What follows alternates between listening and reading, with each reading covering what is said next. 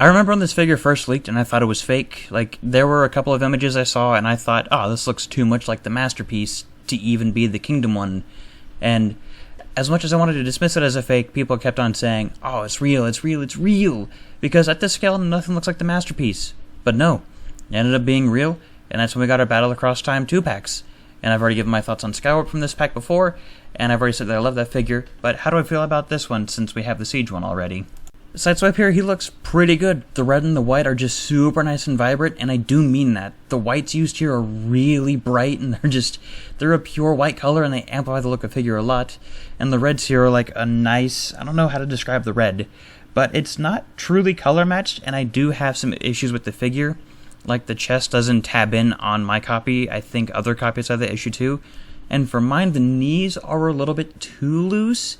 It's probably not going to be shown here all that great, but when handling for the video, I did notice the knees felt a little looser than I really wanted them to feel and liked. The weapons he comes packed with are his shoulder-mounted rocket and his rifle. Although what's odd about the rocket is that it's a red plastic painted white, and the shoulder mount is black plastic painted white. And the same thing goes for the rifle. It's just a lot of paint that I'm worried about coming off. It's not a deal breaker, and it's not an awful thing. I do like the paint. It's just something to be careful of, especially for the tab on the shoulder rocket. Just use some rubbing alcohol and vary your percentages and be very careful. Articulation here is very good. It's your standard War for Cybertron figure on every part, and it only helps that it's a remold of the Siege Sideswipe. Outside of the knees and the chest not, the chest not tabbing in and the knees being loose, everything else feels super solid and the figure poses really nicely for me. Transformation is very simple, but it feels super intuitive, especially the way everything works in this figure. Like, it all makes sense and can be done in any order that you desire. And while it is very simple, it cleans up really good for the car mode, and then again, you can't really mess up a conversion for Sideswipe. I feel like it's a very hard thing to do. The vehicle mode, it resembles that of a Lamborghini Countach, but it's, not quite for legal purposes. I'd say it's close enough for Hasbro to avoid lawsuits and copyright infringement.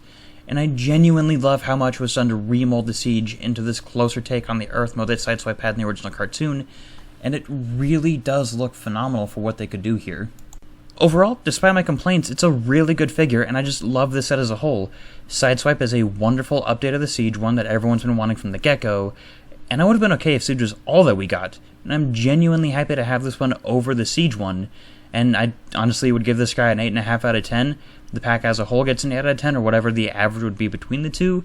I mean, either way, get this figure and get this pack if you're still able to. It's worth it for any Transformers fan wanting fun figures, or if you're just a fan of G1 and Beast Wars in general. That's really all I have, so make sure you leave a like, comment down below, and if you're not subscribed, please consider doing so.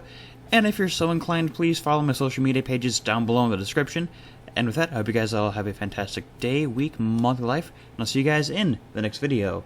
Goodbye!